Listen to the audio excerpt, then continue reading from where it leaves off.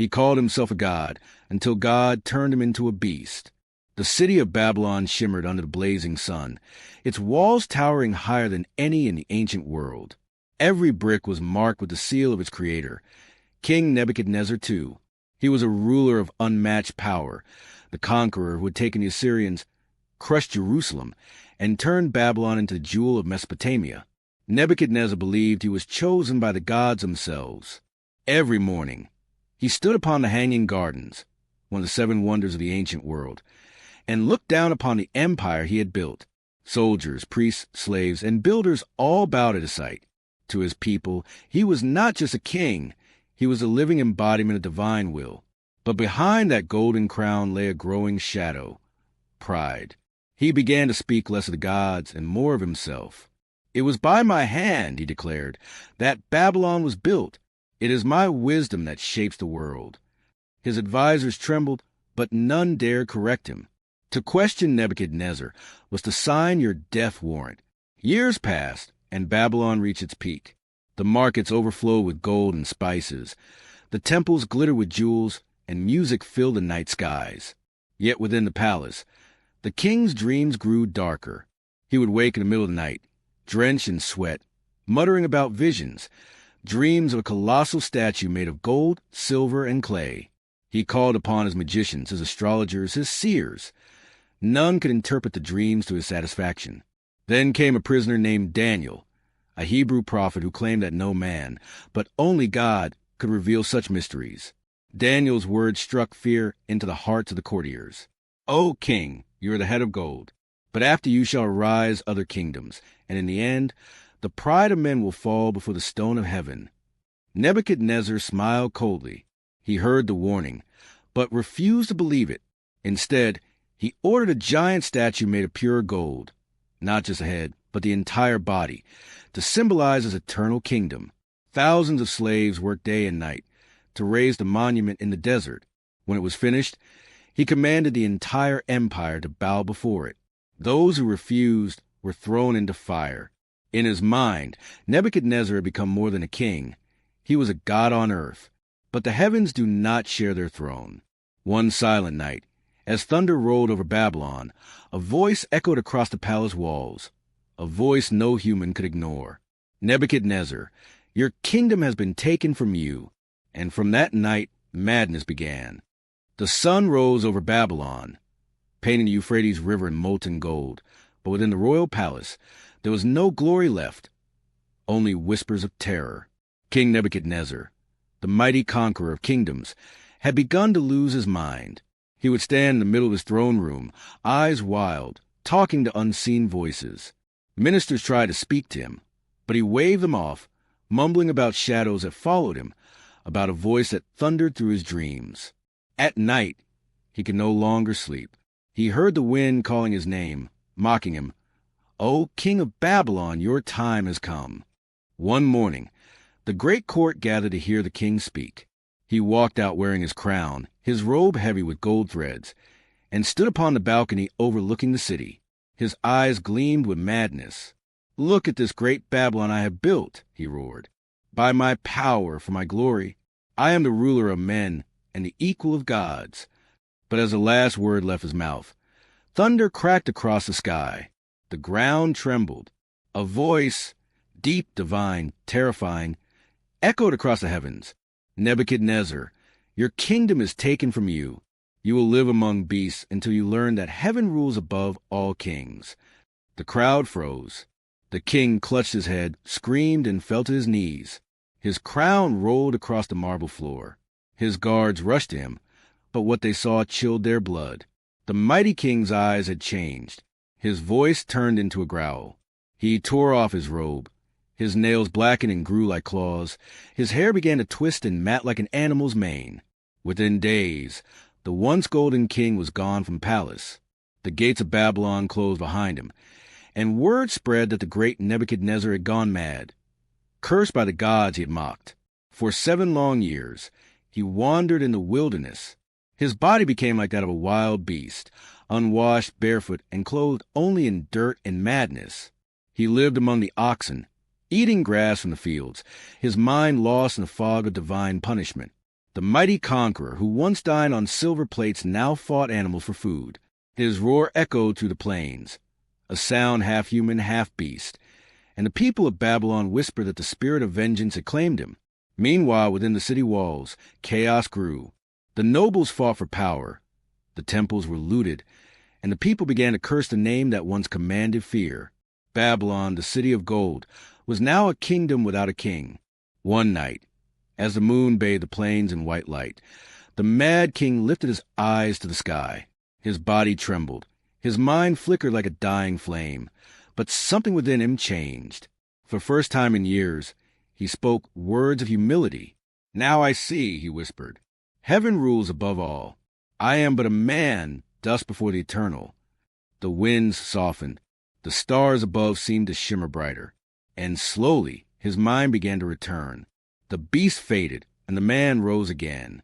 When Nebuchadnezzar returned to Babylon, he was no longer the god-king who had ruled with pride. His beard was tangled, his body scarred, but his eyes, those cold, golden eyes, now burned with strange calm.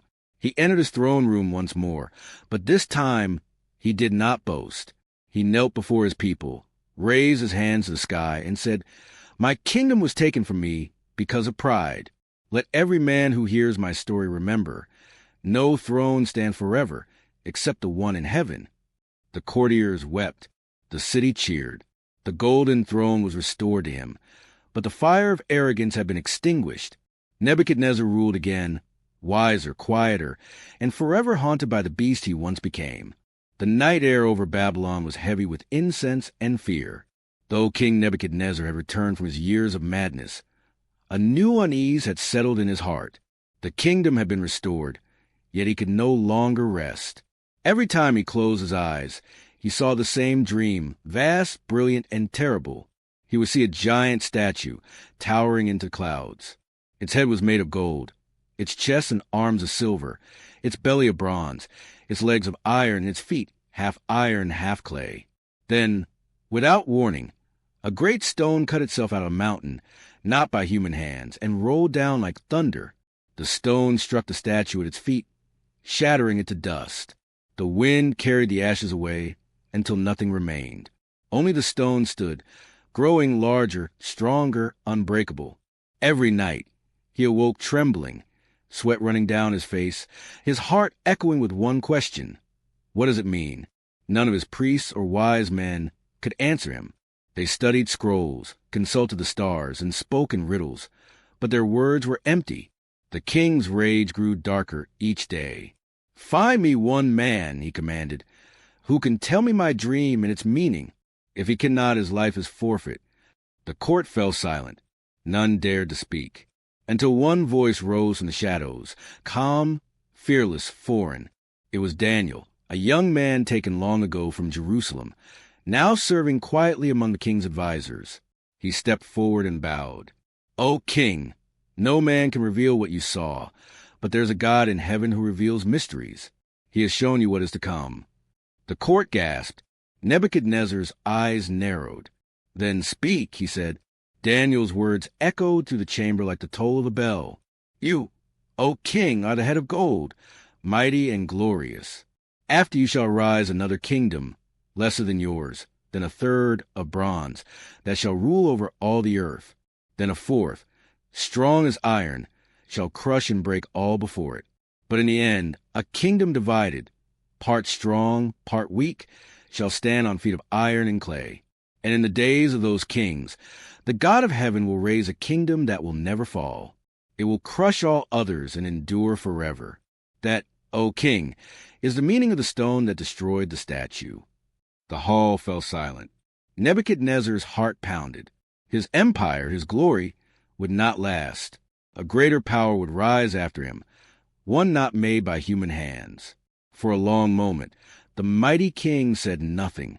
Then he rose from his throne, stepped toward Daniel, and fell to his knees. "Truly," he said, "your God is the God of gods and the King of kings." He ordered gold and incense to be brought in Daniel's honor. The young prophet was placed over all the wise men of Babylon. But deep inside the king, pride began to stir again, a serpent not yet slain. In the following years, Nebuchadnezzar built even greater monuments, grander palaces, and higher temples.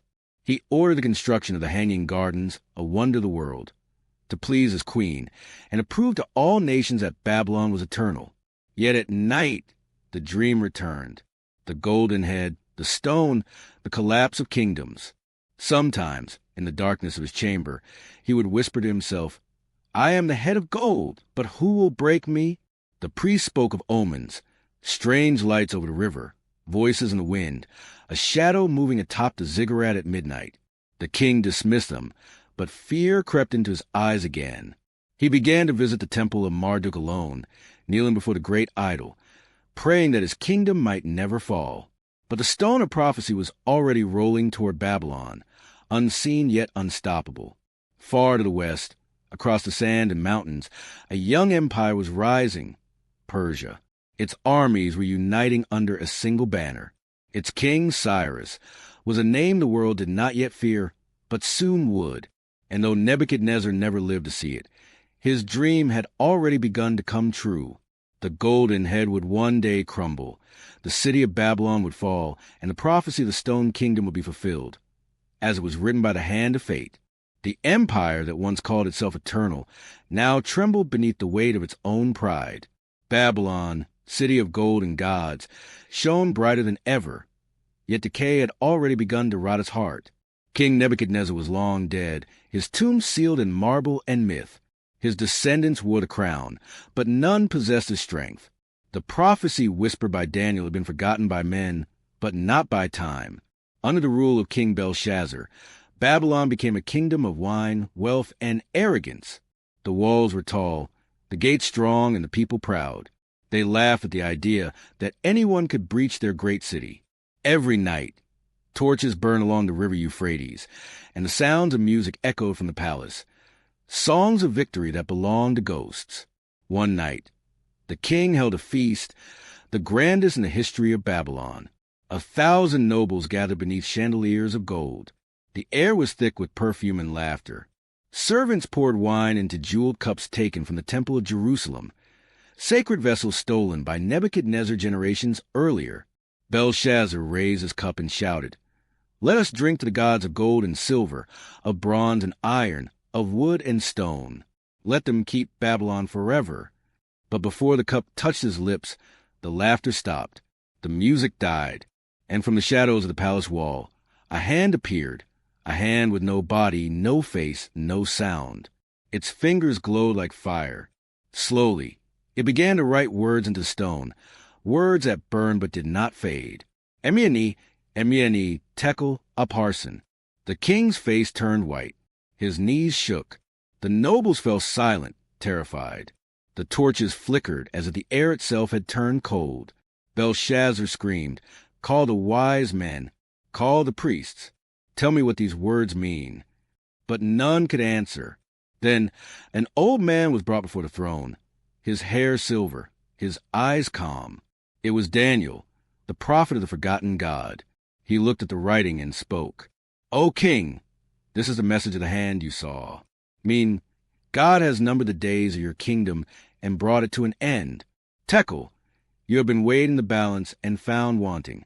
Upharsin, your kingdom is divided and given to the Medes and the Persians." The hall fell into chaos. Outside the city, far beyond the walls, the Persian army waited. Their leader, Cyrus the Great, had devised a plan no wall could stop. While the Babylonians feasted, his men diverted the river Euphrates, lowering its waters. They marched beneath the city walls, through the dry riverbed, unseen and unstoppable. By the time Belshazzar realized the truth, it was too late. The Persians were already inside. The gates were unguarded, the soldiers drunk, the city doomed. In a single night, the empire of Babylon, the golden head of the statue, fell. The mighty city of gods and kings was conquered without a single stone thrown against its walls. The people who once claimed they were invincible now bowed before a foreign ruler. Cyrus entered Babylon at dawn. He ordered that no temple be destroyed, no blood needlessly shed. He found the body of Belshazzar in his throne room, crown still on his head, cup still in his hand. Daniel's prophecy had come true. The kingdom of gold had crumbled, replaced by one of silver, just as the dream had foretold. And somewhere beyond time, the stone of heaven still rolled forward, breaking, crushing, reshaping the empires of men. For every kingdom born of pride must one day fall. And Babylon's fall became a warning to every king who thought himself divine.